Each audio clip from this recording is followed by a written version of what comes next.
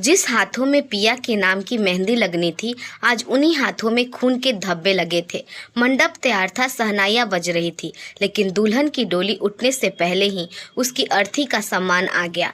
7 साल पुराना वो खौफनाक राज, जिसने एक हंसती खेलती लड़की को जीते जी लाश बना दिया। क्या आज मंडप की आग में सब कुछ जलकर राख हो जाएगा? पूरे घर में जश्न का माहौल था। बाहर हलवाई कड़ाही में चाशनी बना रहे थे और अंदर औरतों के मंगल गीतों से घर गूंज रहा था। आज रिया की शादी थी।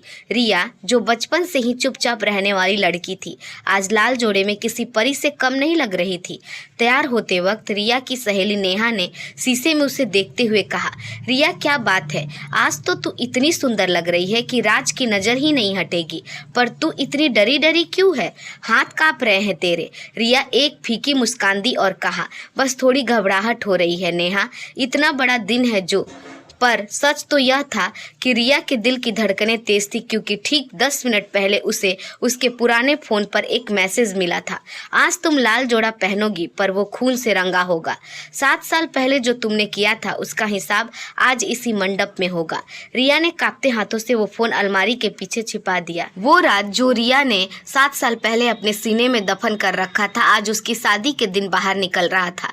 तभी जोर जोर से पटाखों की आवाज आई। बारात आ गई, बारात आ गई। बाहर से शोर मचा। रिया खिड़की के पास गई। उसने देखा कि राज घोड़ी पर बैठा हुआ था, लेकिन उसके चेहरे पर वो मुस्कान नहीं थी जो कल तक थी। राज के पास उसके एक दोस्त खड़ा था जो उसके कान में कुछ कह रहा था, और राज गुस्से में बार बार अपने फोन की तरफ देख रहा था। अचानक रिया के कमरे की बत्ती गुल हो गई। पूरे कमरे में अंधेरा छा गया। रिया चिल्लाने ही वाली थी, तभी किसी ने पीछे से उसके मुंह पर हाथ रख दिया।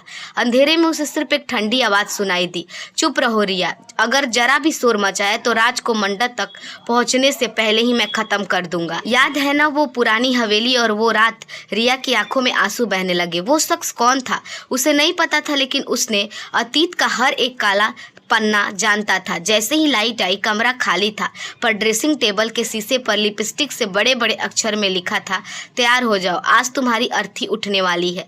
नीचे से रिया की माँ की आवाज आई, रिया बेटा जल्दी नीचे आ जा, राज मंडप में बैठ चुका है और पंडित जी बुला रहे हैं। रिया कांपते कदमों से सीढ़ियों से नीचे उतरने लगी।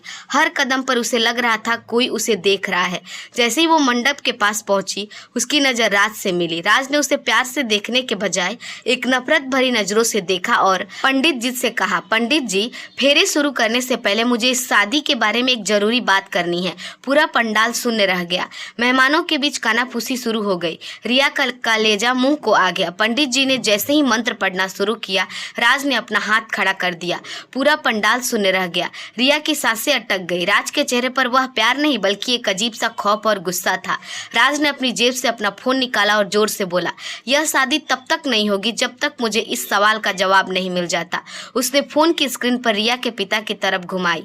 यह देखिए अंकल, यह वीडियो मुझे किसी ने अभी भेजा है। वीडियो में एक पुरानी खंडहर हो चुकी हवेली दिख रही थी। रात का समय था और आधी रात को रिया हाथ में एक जलती हुई मसाल लिए उस हवेली के पीछे कुछ गाड़ती नजर आ रही थी। वो अकेली नहीं थी, उसके साथ एक और धुंधली आकृति थी जो किसी आदमी की लग रही थी। रिया का पूरा शरीर कांपने लगा। यह वही 7 साल पुराना राज था जिसे उसने अपनी रूह में दफन कर लिया था।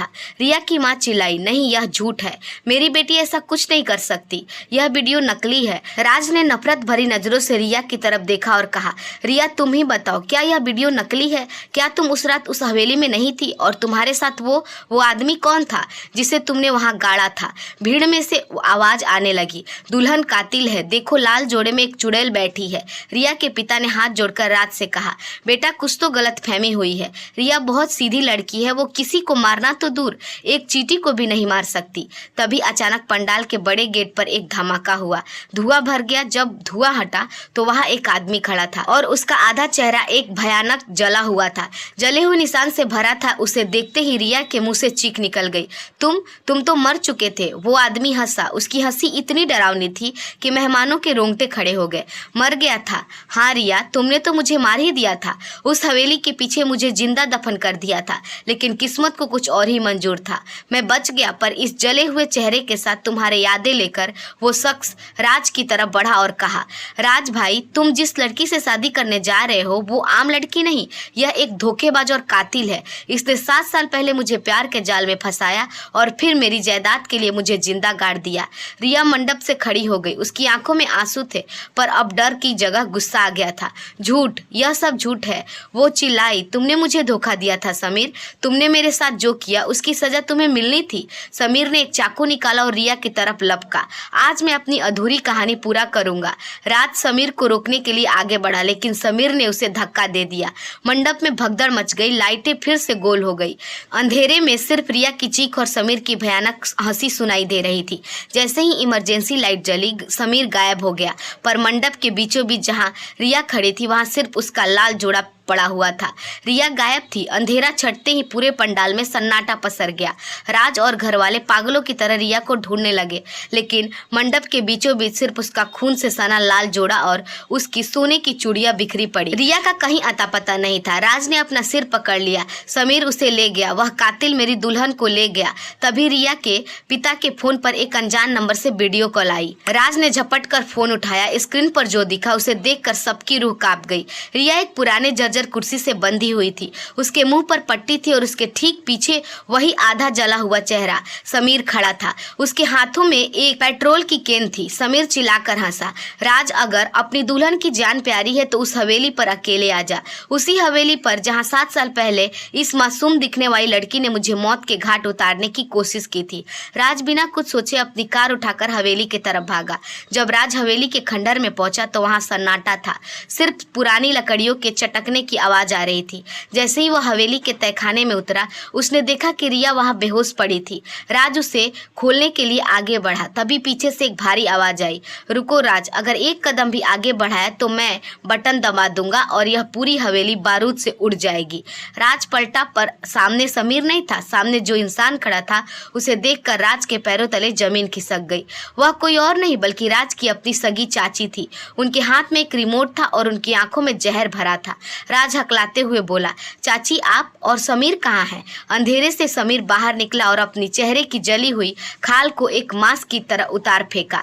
वह कोई जला हुआ इंसान नहीं, वह तो राज की चाची का सगा बेटा और राज का भाई आर्यन था। चाची गरज कर बोली, हाँ राज, यह सब मेरा खेल था। 7 साल पहले रिया ने किसी को नहीं मारा था। 7 साल पहले रिया ने मेरे इस बेटे आर्यन को एक एक्सीडेंट से मरते हुए देखा था और मैंने ही उसे डरा धमका कर चुप कराया था कि अगर उसने किसी को बताया तो मैं उसके पूरे परिवार को खत्म कर दूंगी। वह बेचारी 7 साल से मेरा ही पाप अपने सीने में दबाए बैठी है। आर्यन जो समीर बनकर आया था बोला, माँ ने मुझे 7 साल तक दुनिया से छिपा कर रखा ताकि सही वक्त आने पर हम तुम्हारी जायदाद हड़प सके। आज तुम्हारी शादी के दिन रिया को कातिल साबित करके हम तुम्हें रास्ते से हटा देते और सब कुछ हमारा हो जाता। रिया को होश आ गया था। उसने रोते हुए कहा, राज, मैंने किसी का खून नहीं किया। ये लोग मुझे ब्लैकमेल कर रहे थे। उस रात आर्यन की गाड़ी से एक गरीब आदमी का कत्ल हुआ था और इन्होंने इल्जाम मुझ पर डालने की धमकी दी। चाची ने रिमोट का बटन दबाने की कोशिश की। अब बहुत हुआ, आज तुम तीनों इस हवेली के साथ राख हो जाओगे। जैसे ही चाची बटन दबाने वाली थी, हवेली के दरवाजे पर पुलिस की गाड़ियां रुकी। चाची हड़बड़ा गई। पुलिस के साथ राज का वही दोस्त था जिसने बारात में राज के कान में कुछ कहा था, पर असली ट्विस्ट अभी बाकी था। चाची ने हंसते हुए कहा, पुलिस बुला ली, पर राज, तुमने एक चीज गौर नहीं किया, रिमोट का बटन दब चुका है। तुम्हारे पास सिर्फ 2 मिनट है। हवेली में टाइमर की टिक टिक गूंज रही थी। सिर्फ 60 सेकंड बचे थे। चाची और आर्यन पीछे के रास्ते से भागने की कोशिश कर रहे थे, लेकिन पुलिस ने उन्हें चारों तरफ से घेर लिया। राज पागलों की तरह रिया की जंजीर खोलने की कोशिश कर रहा था। राज, मुझे छोड़ो और भागो, ये हवेली गिरने वाली है। रिया चीख रही थी। राज के हाथ लहूलुहान हो चुके थे। तुम्हारे बिना मैं कहीं नहीं जाऊंगा रिया। आखिरी 10 सेकंड बचे थे। राज ने पत्थर से मारकर आखिरी ताला तोड़ दिया और रिया को गोद में उठाकर बाहर की तरफ भागा। जैसे ही वो हवेली के दहलीज के बाहर कूदे, एक जोरदार धमाका हुआ और पूरी हवेली मलबे में तब्दील हो गई। आसमान में धूल और आग का गुबार छा गया। सबको लगा सब खत्म हो गया, लेकिन आग की लपटों के बीच से रिया और राज बाहर आ गए। पुलिस ने चाची और आर्यन को गिरफ्तार कर लिया। अस्पताल में रिया में होश में आई। राज उसके पास बैठा था। राज ने उसका हाथ पकड़ा और कहा, सब खत्म हो गया रिया। चाची और आर्यन जेल जा चुके हैं। तुमने 7 साल तक इतना बड़ा बोझ अकेले उठाया। उठाया। मुझे बताया क्यों नहीं रिया? रिया की आंखों में आंसू बहने लगे। उसने कांपती आवाज में कहा, राज अभी सब खत्म नहीं हुआ है। चाची ने जो कहा वो आधा सच है। आर्यन की गाड़ी से उस रात जिस आदमी का कत्ल हुआ था वो कोई अनजान नहीं था। राज चौंक गया। मतलब? रिया ने सिसकते हुए कहा। वो आदमी तुम्हारी माँ का सगा भाई यानी तुम्हारे सगे मामा थे। वो उस रात चाची के काले कारनामों को सबूत लेकर तुम्हारे पिता के पास जा रहे थे। चाची ने आर्यन से कहकर उनका एक्सीडेंट करवाया था। मैंने यह सब अपनी आंखों से देखा था। चाची ने मुझसे कहा था कि अगर मैंने मुंह खोला तो वो मुझे मार देंगी। मैंने तुम्हारे जान बचाने के लिए 7 साल तक ये जहर पिया। राज के पैरों तले जमीन खिसक गई। जिसे वो हादसा समझ रहा था वो उसके अपने परिवार के खिलाफ एक सोची समझी साजिश थी। कुछ हफ्ते बाद राज और रिया की शादी सादगी से मंदिर में हुई। कोई बड़ा पंडाल नहीं था, कोई दिखावा नहीं था, लेकिन जैसे ही राज ने रिया की मांग में सिंदूर भरा, मंदिर की सीढ़ियों पर एक फकीर बैठा मिला। उसने राज को एक पुरानी घड़ी दी, वह घड़ी जो उसके मामा उस आखिरी रात पहने हुए थे। फकीर ने कहा, इंसाफ की चक्की धीरे धीरे चलती है पर पीसती बहुत बारीकी है। रिया और राज ने एक दूसरे का हाथ थाम लिया। उन्होंने उस खौफनाक अतीत को पीछे छोड़ दिया था, लेकिन वो जानते थे कि कुछ घाव कभी नहीं भरते। लाल जोड़ा अब खून से नहीं बल्कि एक नए और सच्चे रिश्ते की शुरुआत से रंगा था। दोस्तों, उम्मीद करती हूँ आपको हमारी कहानी पसंद आई होगी। अगर हमारी कहानी आपको पसंद आई हो तो हमारे वीडियो को लाइक और चैनल को सब्सक्राइब जरूर कीजिएगा। धन्यवाद।